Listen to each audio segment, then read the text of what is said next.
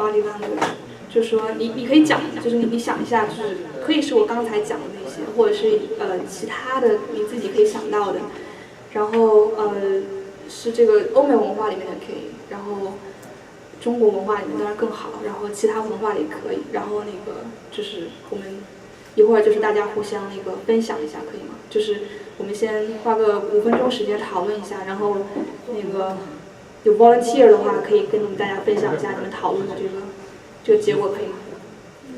好，那我们现在要我给个例子吗？就我可以给个例子啊，就是我自己想到的这个不同文化里面的这个 body language， 就是那个老印们这个，对吧？就是我刚开始我不懂的时候是吧？我觉得他们摇头是 yes， 那点头就是 no 的是吧？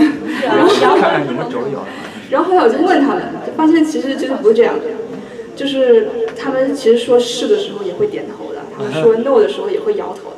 然后我就说这个是怎么回事？而且我每次学的时候都觉得头晕，因为他们是用头画八字，对。然后他们就说，其实当他们非常非常确定是 yes 的时候，他们是会点头的。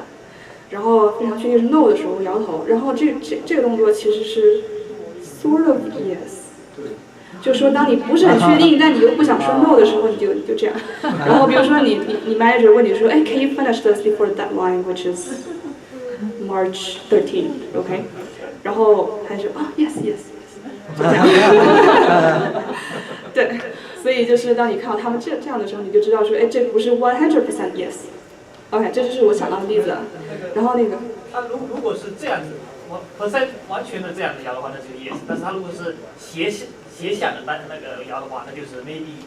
如果是斜的摇的话，45度摇的话，如果是90度摇的话呢？摇一下，怎么摇？这样吗？还是？就是这样子，90度这样的摇的话，那就是比较 sure。但是它如果是45度这样的摇的话，那就是 maybe。就是你可以上那个 YouTube 上有个印度人。对，他有一个印度人，他们。我想起来了，就是有那个很多不同 version 的那个印度人摇头。OK。我也看过那个。OK， 那就是我就抛砖引玉了，就是有个例子，然后大家可以自己就是在这个你们小的 group 里面聊一下，对，然后我们一会儿分享一下，好吧？然后5分钟时间，好吧。然后还再来发一个，再发。再来过来发。我觉得他刚才说的这个，他们一边说一边这样，大家好像比较赞同。就是如果你是这个桌这样摇，就是叶子；如果你是这个桌这样摇，就是 no。是。但是按照那个折这样放。南美洲和南韩。他刚才说的中国人其实不是那么多，对，西方人现在是多一点，还是我觉得跟西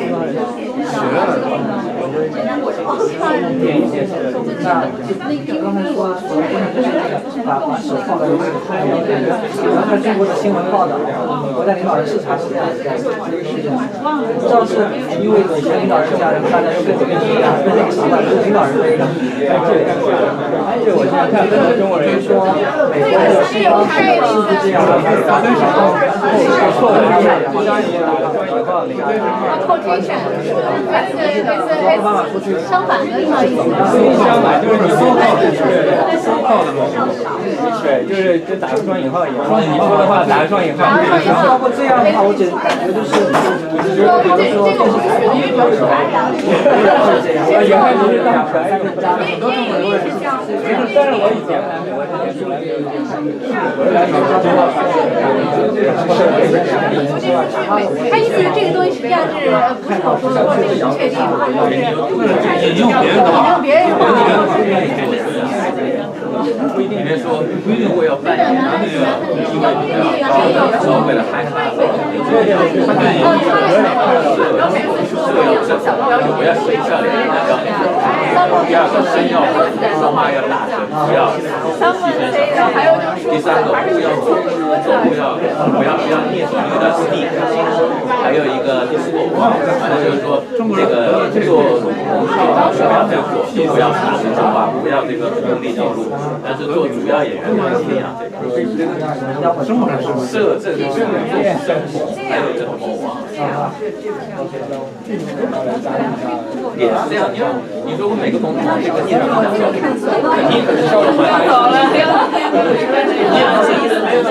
这个的话，就是我问了他，跟这个人，就是因为他的社会是这样，因为可能你是这样，我是习惯就是，如果你是陌生人的话，你我就习惯不了。所以必须是老爱听，爱听你，还有2分钟了。还是因为说是这样，在这期我觉得这个很多他是没有他，我觉得不是好像我这觉得，对，我没想到就是那个在一个陌生人，就是他们试一下跟到那个对更基础，从杯子里面出来的。那个你比如说你现在这样，其实这样是这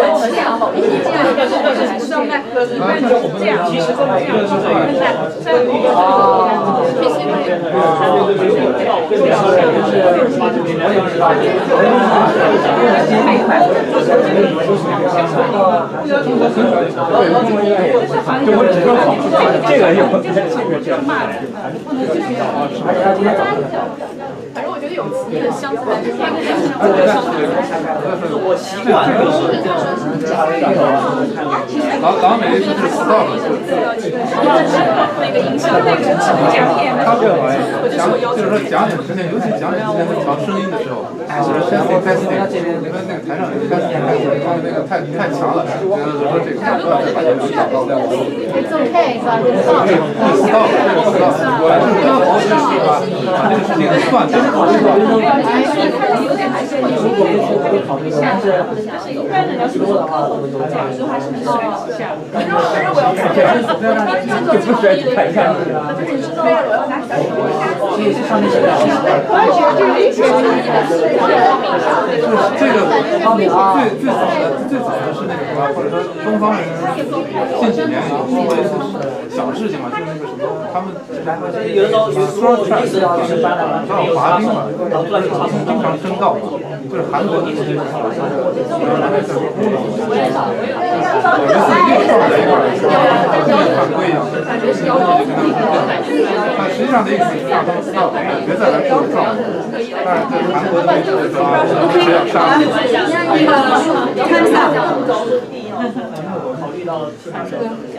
有没有人愿意那个 share 一下？因为我觉得就是肯定，那组那个超热烈那一出。哎，可以了，可以了，你们要 share 一下吗？我觉得你们就特别热烈。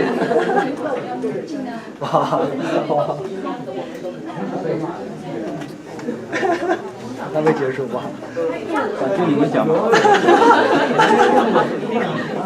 立刻来。那你来 share 一下吧。我share的就是刚才问你的问题啊。就是你们有没有想到一些就是有意思的动作或者例子，在不同文化里面？我刚才我觉得最主要share的话题就是我刚才问你的问题。OK， 那个问题我们之后再说。对，其他人我会讲。然后有没有就是大家想到这个新的有意思的例子？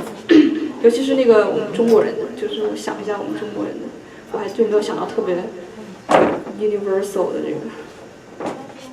行，我说一说一好。我刚才我们在分享到这个讨论的时候，你要不要到这？就是后面可能提不到。我硬那一块非常要求，就有一个手势啊，这个动作是什么意思呢？打 kill。对，很多人都会以为这样，但是在美国文化里面，这就是实际上就是也是 Q， 但是比较多的运用的是日常运用的是它是 stop 的意思啊。就是我经常啊，也不是经常，有时候就是有时候开会啊演讲，跟台下的那个测音师说的时候，测音师在不断的调高音量。当然，我说到几句话，那个声音听得不对的时候，我就跟他做这个手势，或者很多演讲的人都会说这个，就音量够了，不要再调高了，是这个意思。还有一个比较著名的例子，就是几年前吧，可能，短道滑冰大家知道，经常撞在一块儿。其中的一个战术就是说，我们比如说那个是出在韩国和美国比赛的时候，韩国有3个选手，比如说其中有1个人，那个冠军希望很大的，美国只有1个人可以跟他竞争的。然后韩国另2个选手就把他故意撞掉，把那个美国人撞掉。然后就说那个美国人输了，就是说出局了，然后韩国那个人犯规没事儿，韩国有3个人，他就是实力最差的人把那个人撞掉，他非常的中国常常干，就可以拿，所有国家都这么干，然后就那次那个什么美国那个选手叫欧诺啊什么。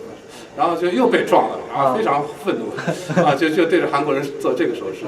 实际上，在美国文化里面，这是 stop 的意思，就是说你不要再撞我了，我知道你这是故意犯规，为了保你的1号选手，你不要再撞我了。当然，韩国媒体、亚洲媒体都说乌诺威胁要杀了他们。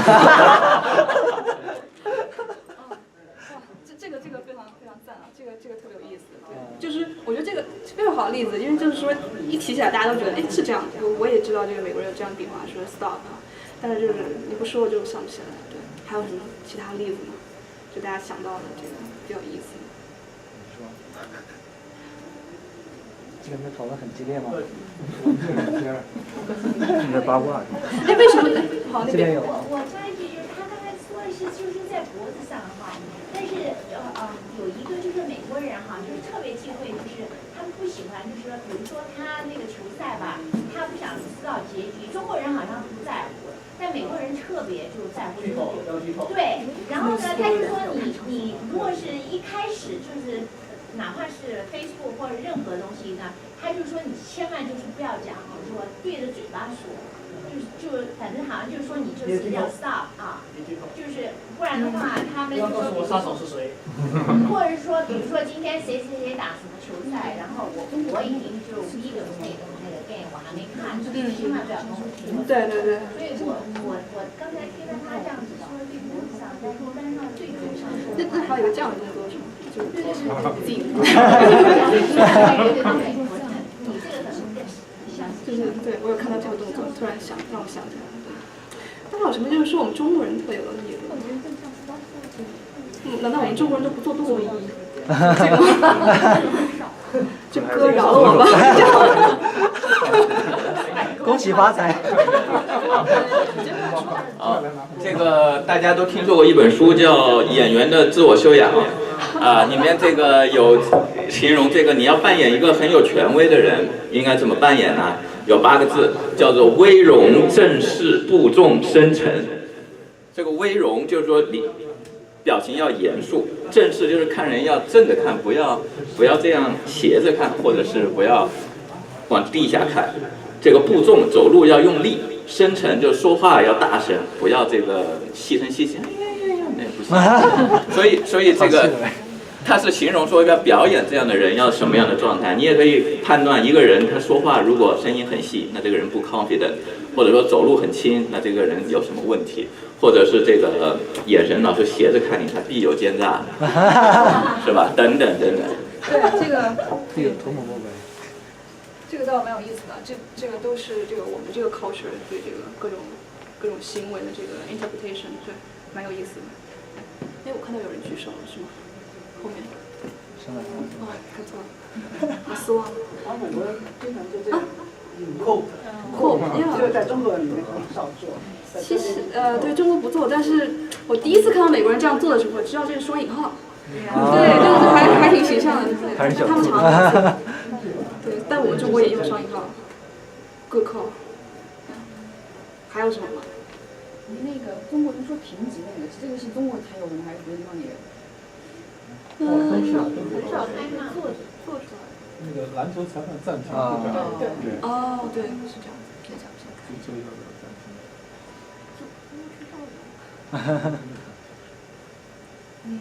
还有什么吗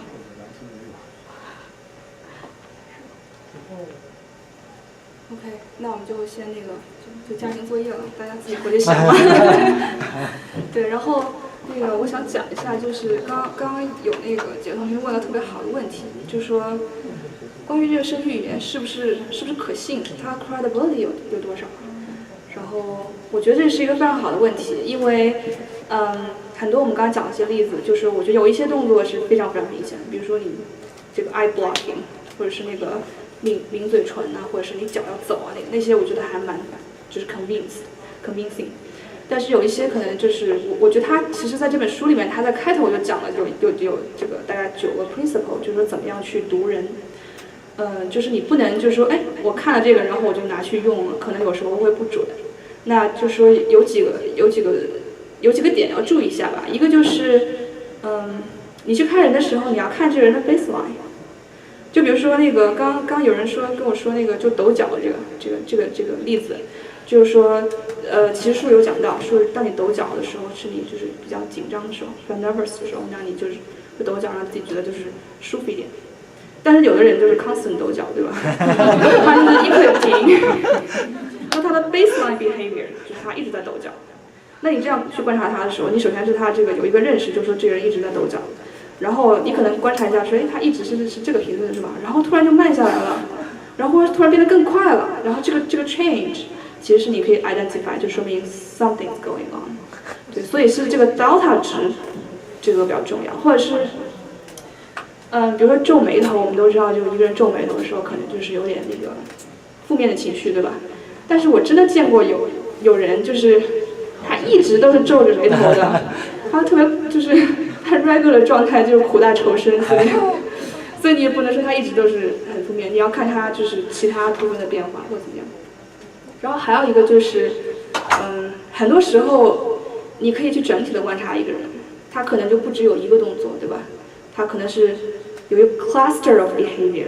那当你就是通过这个人几个不同的动作，他一起出现或者前后出现的时候，你可能就是判断的会更准确。对，然后就是这个补充吧。我觉得就是更多的应该还是要去看书啊，推荐大家看书。然后，还有我们刚才讨论的就是不同文化肯定对这个是很有影响的。比如有一些这个我们觉得特别不礼貌的行为，他们就为什么啊？我想到一个中国人，就是这个算礼仪也不算动作吧，就是比如说我们这个在一个大桌吃饭的时候，然后我们如果够不着那盘菜，我们站起来夹，对吧？对吧？这中国人很正常的，因为但是就是在这边好像就是非常不礼貌的，就是你站起来去夹那个菜，你一定要让别人递给你。对，但我们可能就不想麻烦别人，对不对？但他们就觉得这个非常 rude。对，这个不知道算不算一个 behavior 呢？对。对，我觉得肯定是跟文化有关系的。然后就是我想用一点时间，就是我今天首先我就是想 share 这本书，然后我想说，那就是想 share 一下，跟大家讲说，你可以通过这个身体的这些动作，然后这些身体语言去读人。但是我觉得就是说这个叫读心，对吧？但读心之后，我们还要走心，对，就说怎么样？就是你知道了有这些 body language， 你除了去了解别人以外，你能怎么样了解自己和改变自己呢？然后我就是非常非常想 share 这个 TED 的一个 talk， 我觉得可能就是你们很多人都看过，因为这个是那个 TED 上面一个非常点击率非常非常高，长期在首页的一个 talk， 对，然后他就是讲 body language， 然后我自己看过不下5遍，就是我最近准备这个，所以我看了2遍。然后我之前就是也看过，就是隔一段时间会把这个拿出来看一下。然后我每次看完都是那种心潮澎湃、热血沸腾，所以就是没看过的我们现在看一下，然后看过你可以重新去感受一下，就是怎么走心。对。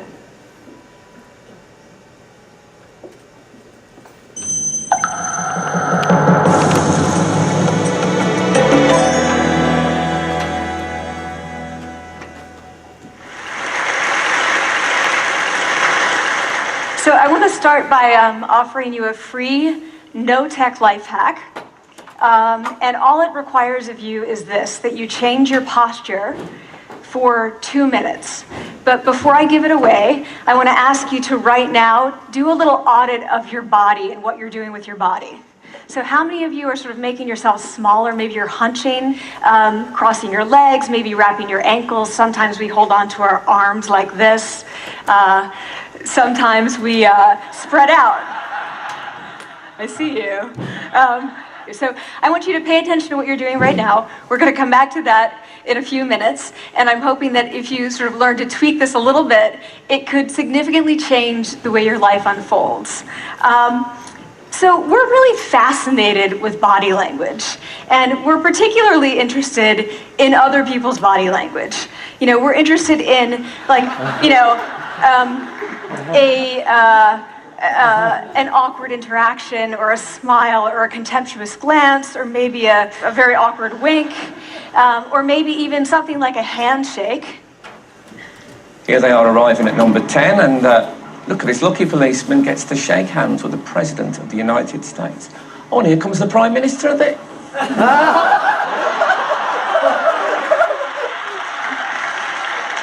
So a handshake or the lack of a handshake can have us talking for weeks and weeks and weeks, even the BBC and the New York Times.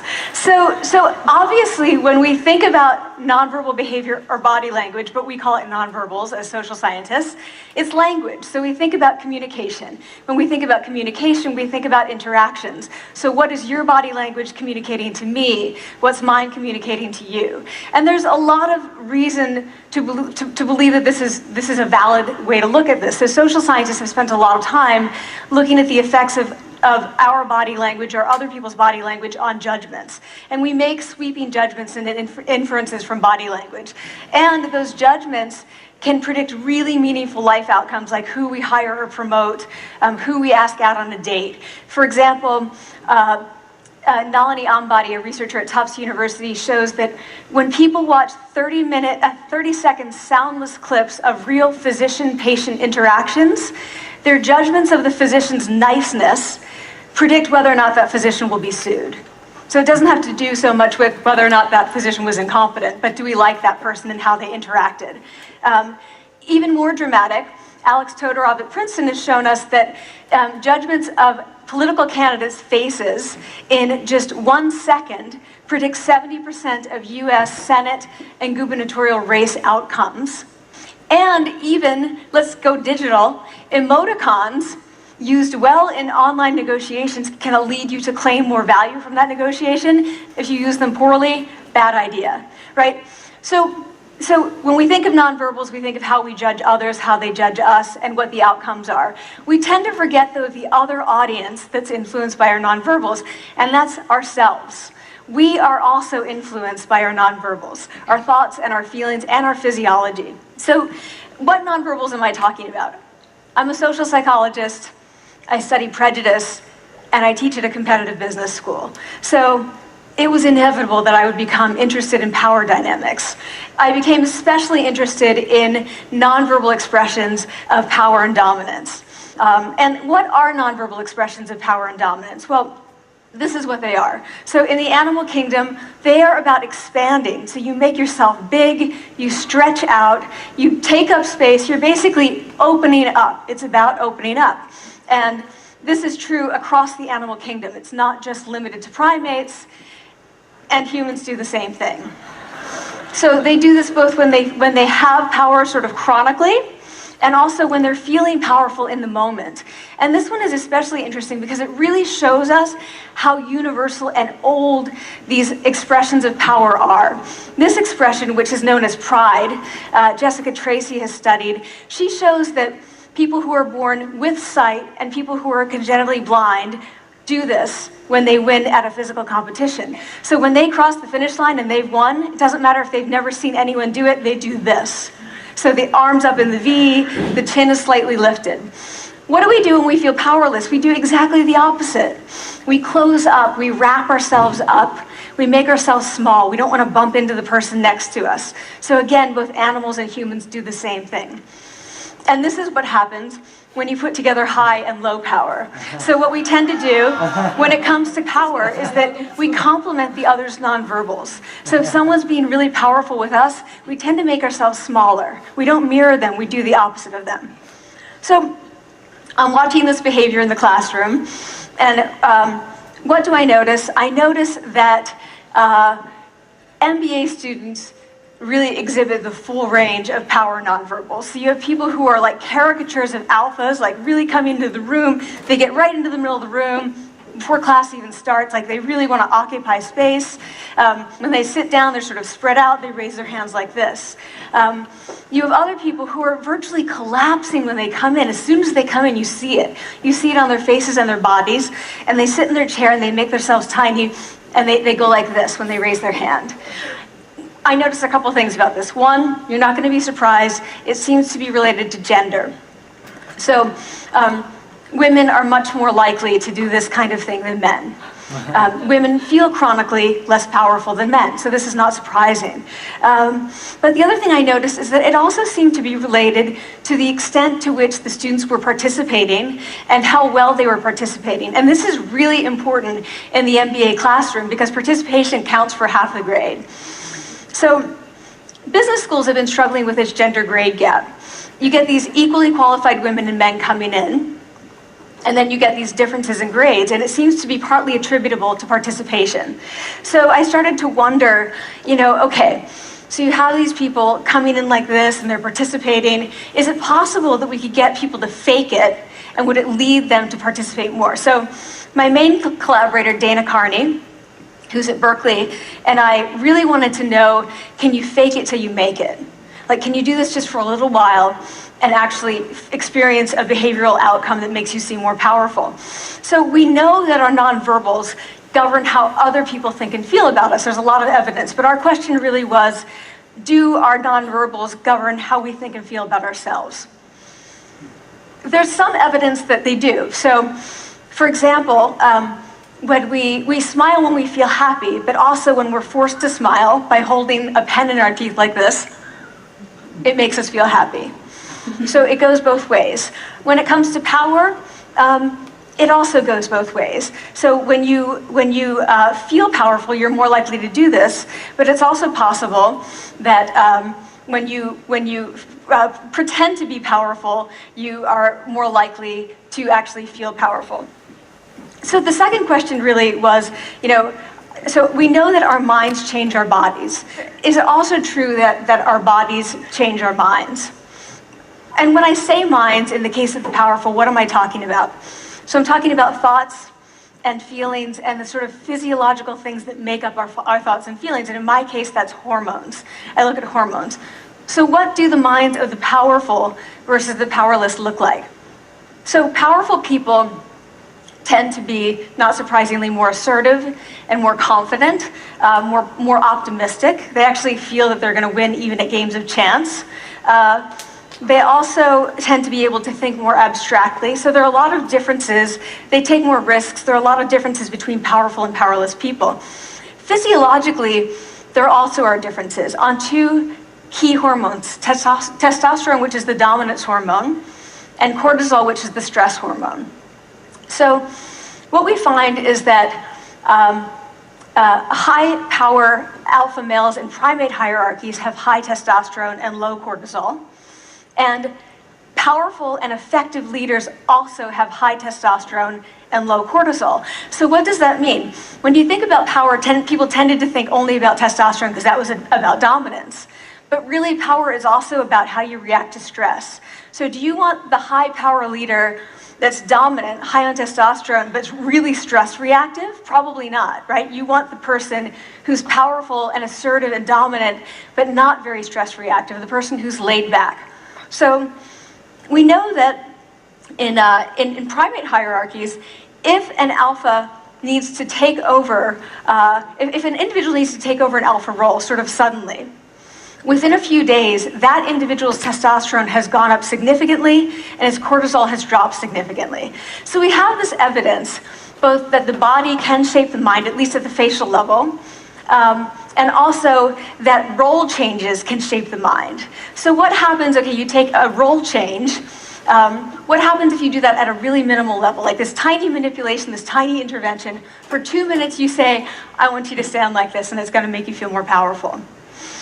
So this is what we did. We decided to bring people into the lab and run a little experiment. And these people adopted for 2 minutes either high power poses or low power poses. And I'm just going to show you 5 of the poses, although they took on only 2. So here's one, couple more. This one has been dubbed the Wonder Woman by the media. Here are a couple more. So you can be standing or you can be sitting. And here are the low power poses. So you're folding up, you're making yourself small. This one is very low power. When you're touching your neck, you're really kind of protecting yourself. So this is what happens. They come in, they spit into a vial. We, for 2 minutes, say, you need to do this or this. They don't look at pictures of the poses. We don't want to prime them with the concept of power. We want them to be feeling power, right? So 2 minutes they do this. We then ask them, how powerful do you feel on a series of items? And then we give them an opportunity to gamble. And then we take another saliva sample. That's it. That's the whole experiment. So this is what we find. Risk tolerance, which is the gambling. What we find is that when you're in the high power pose condition, 86% of you will gamble. When you're in the low power pose condition, only 60%. And that's a pretty whopping significant difference. Here's what we find on testosterone. From their baseline when they come in, high power people experience about a 20% increase, and low power people experience about a 10% decrease. So again, 2 minutes and you get these changes. Here's what you get on cortisol.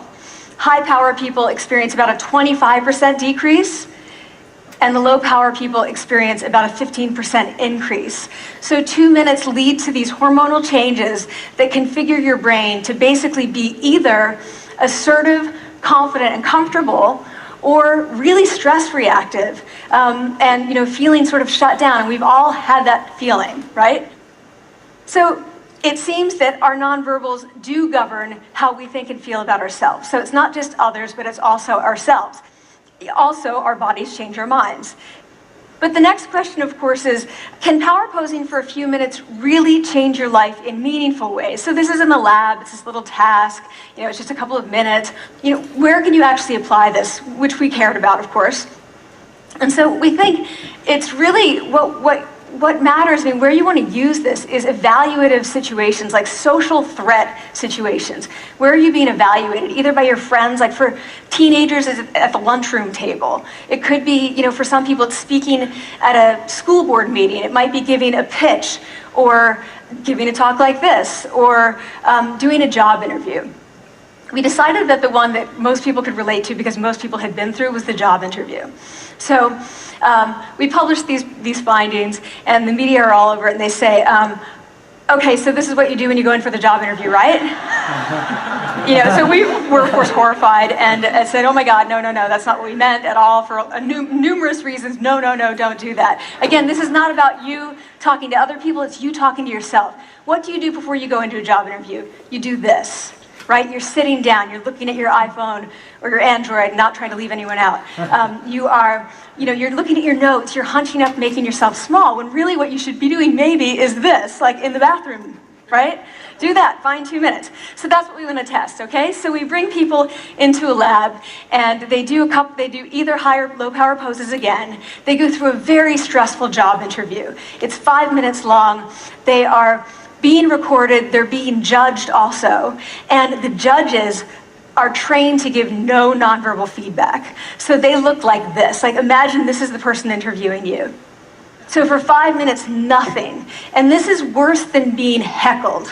People hate this. It's what Marianne LaFrance calls standing in social quicksand. So this really spikes your cortisol. So this is the job interview we put them through, because we really wanted to see what happened. We then have these coders look at these tapes, 4 of them. They're blind to the hypothesis, they're blind to the conditions. They have no idea who's been posing in what pose. And they end up looking at these sets of tapes, and they say, oh, we want to hire these people, all the high power posers. We don't want to hire these people. We also evaluate these people much more positively overall. But what's driving it? It's not about the content of the speech. It's about the presence that they're bringing to the speech. We also, because we rate them on all these variables related to sort of competence, like how well structured is the speech? How good is it? What are their qualifications? No effect on those things. This is what's affected. These kinds of things. People are bringing their true selves, basically. They're bringing themselves. They bring their ideas, but as themselves, with no, residue over them. So this is what's driving the effect, or mediating the effect. So when I tell people about this, that our bodies change our minds, and our minds can change our behavior, and our behavior can change our outcomes, they say to me, it feels fake, right? So I said, fake it till you make it. It's not me. I don't want to get there and then still feel like a fraud. I don't want to feel like an imposter. I don't want to get there only to feel like I'm not supposed to be here. And that really resonated with me, because I want to tell you a little story about being an imposter and feeling like I'm not supposed to be here. when I was 19, I was in a really bad car accident. I was thrown out of a car, rolled several times. I was thrown from the car, and I woke up in a head injury rehab ward, and I had been withdrawn from college, and I learned that my IQ had dropped by 2 standard deviations, which was very traumatic. I knew my IQ because I had identified with being smart, and I had been called gifted as a child. So I'm taken out of college. I keep trying to go back. They say, you're not going to finish college. Like, just, you know, there are other things for you to do, but that's not going to work out for you. So I really struggled with this. And I have to say, having your identity taken from you, your core identity, and for me it was being smart, having that taken from you, there's nothing that leaves you feeling more powerless than that. So I felt entirely powerless. I worked and worked and worked, and I got lucky and worked and got lucky and worked. Eventually I graduated from college. It took me 4 years longer than my peers. And I convinced someone, my angel advisor, Susan Fisk, to take me on. And so I ended up at Princeton, and I was like, I am not supposed to be here. I am an imposter. And the night before my first year talk, and the first year talk at Princeton is a 20-minute talk to 20 people. That's it. I was so afraid of being found out the next day that I called her and said, I'm quitting. She was like, you are not quitting, because I took a gamble on you and you're staying. You're gonna stay, and this is what you're gonna do. You're gonna fake it. You're gonna do every talk that you ever get asked to do. You're just gonna do it and do it and do it, even if you're terrified and just paralyzed and having an out-of-body experience, until you have this moment where you say, oh my gosh, I'm doing it. Like, I have become this. I am actually doing this. So that's what I did. 5 years in grad school. A few years, you know, I'm at Northwestern, I moved to Harvard. I'm at Harvard, I'm not really thinking about it anymore, but for a long time I had been thinking, not supposed to be here, not supposed to be here. So at the end of my first year at Harvard, a student who had not talked in class the entire semester, who I had said, look, you gotta participate or else you're gonna fail, came into my office. I really didn't know her at all. And she said, she came in totally defeated, and she said, I'm not supposed to be here.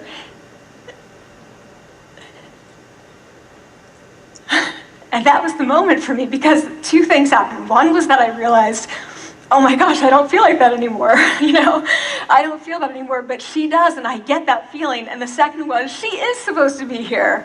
Like, she can fake it, she can become it. So I was like, yes, you are. You are supposed to be here, and tomorrow you're gonna fake it, you're gonna make yourself powerful, and, you know, you're gonna... and you're gonna go into the classroom, and you are gonna give the best comment ever, you know? And she gave the best comment ever, and people turned around, they were like, oh my God, I didn't even notice her sitting there, you know? She comes back to me months later, and I realized that she had not just faked it till she made it, she had actually faked it till she became it. So she had changed. And so I want to say to you, don't fake it till you make it.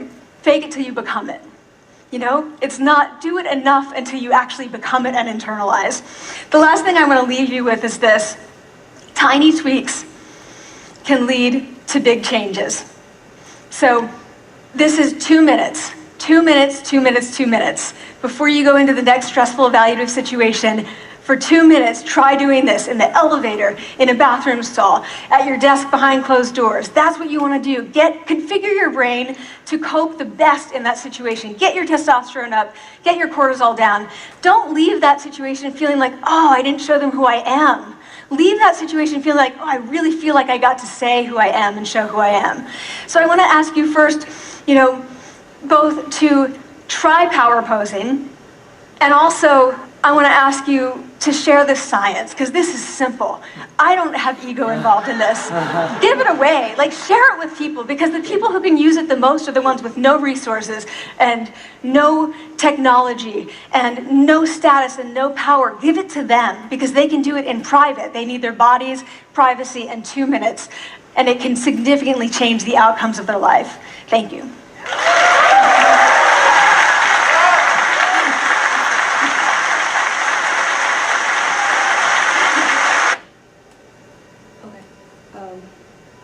鸡汤熬得还不错吧？对，然后我说过我看这个 talk 其实看过很多次，那就是最近2次是因为准备这个，然后再之前一次就是我自己也去面试，然后 I really follow it.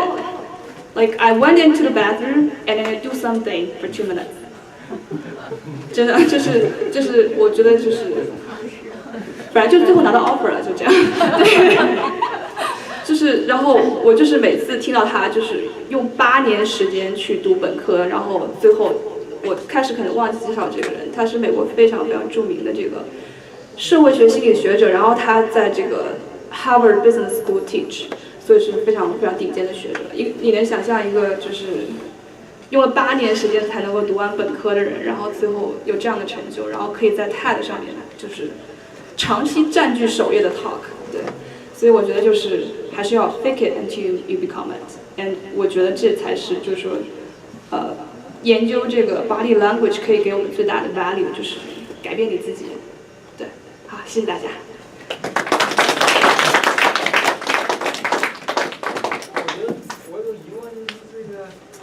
像我其实有个习惯动作是叉腰动作。哦，这个很好啊，你自己做。就比方说我去 ，OK， 如果我去 bathroom 的话，可能就是但是我不认为我是好像是刻意想去做这个动作，好像就下意识我就这个动作。对，我腰疼的时候要做这个。对，我以为就是其实只要是那种，我觉得不会犯到别人，就自己舒服就好了。对。我确实觉得这个挺有意思的。那个，我记得那个我看那个 Powerball 就是那个 Brad Pitt 演的那个电影，就是他好像就非常有一个就是标志性的动作叉腰，然后那个，对，我觉得可能确实是非常有道理的这个东西。对对对，我觉得还是会对你这个就是 inner thoughts 会有一些作用。对，我自己也觉得就是，对，所以就是现在提醒自己说，哎，不要驼背，不要驼背，不要那个，就是就 make yourself big， 就是因为就是之前看到那种什么野外逃生训练也是，比如说你遇到野生动物啊什么之类，你要张开手臂啊，或者你手上有棍子，你还可以把它继续张开，你让自己显得很大，然后动物就会觉得你很有威胁性，就会害怕你。但我觉得就是其实都是相通的吧，对。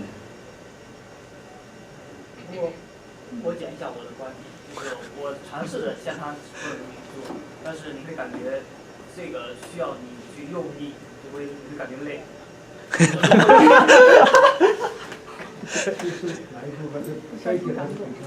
就你用自己就是让自己觉得舒服的方式呗。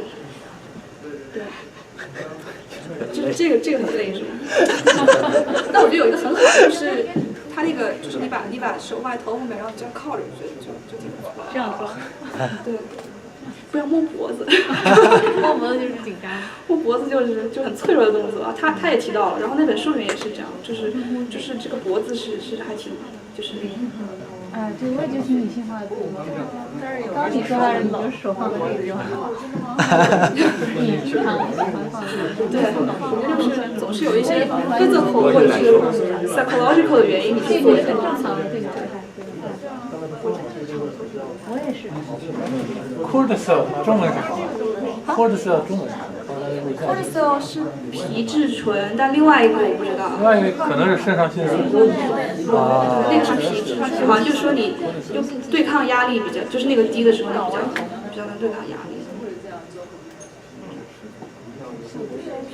OK， 还有什么问题？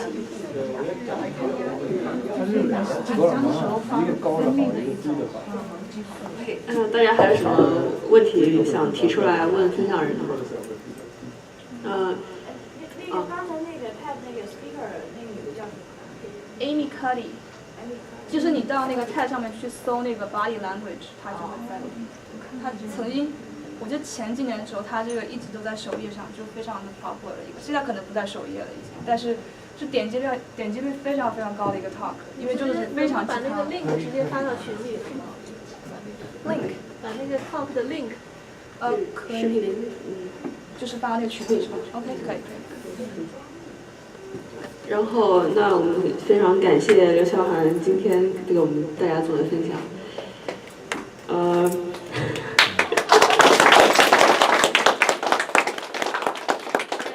做这动作。然后就是请大家把椅子大概收一下，帮忙收一下，然后。